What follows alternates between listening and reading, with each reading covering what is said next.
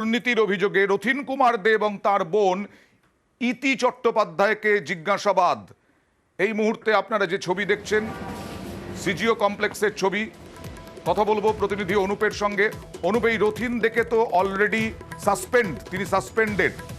রথীন দে এর আগে আমরা দেখেছিলাম রথীন দের বাড়িতেও গিয়েছিল তদন্তকারী সংস্থা। আপডেট জানবো। একেবারে একসঙ্গে কাজের দুর্নীতি মামলা, সেই মামলায় ইডির পক্ষ থেকে একদিকে যেমন রথীন্দ্র কুমার দে এবং তার বোন ইতি চট্টোপাধ্যায় তাকে ইডি দপ্তর জিজ্ঞাসাবাদ করা হচ্ছে। এই নিয়ে 4 বার তাদের কিছু তলব করা হচ্ছে, জিজ্ঞাসাবাদ করা হচ্ছে।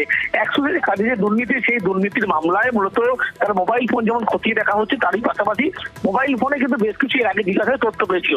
সেই তথ্য নিয়েই একেবারে জিজ্ঞাসাবাদ, বেশ কিছু নথি নিয়ে তাকে সরাসরি ইডি দপ্তরে আসতে বলা হয়েছে। অন্যদিকে 100 দিনের কাজের দুর্নীতি মামলায় রথীন্দ্র কুমার দে এবং তার বোনকে যেমন জিজ্ঞাসাবাদ করা হচ্ছে এবং WBCS অফিসার শুভ্রাংশু মন্ডল তাকেও তলব করা হয়েছে এবং তাদেরকে মুখোমুখি বসিয়ে আজকে জিজ্ঞাসাবাদ করা হবে, এমনটাই ইডি সূত্রে খবর।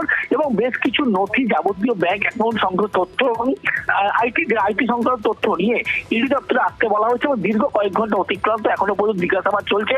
100 দিনের মূলত যে কাজের দুর্নীতি হয়েছিল এবং গোটা বিষয়টি তারা জানতেন, এমনটাই কিন্তু এর আগে জিজ্ঞাসাবাদে উঠে এসেছিল এবং সেই পরিপ্রেক্ষিতেই আজকে জিজ্ঞাসাবাদ করা হচ্ছে এবং তাদের বয়ান কিন্তু ইতিমধ্যে লিপিবদ্ধ হচ্ছে ইডির পক্ষ থেকে। ধন্যবাদ।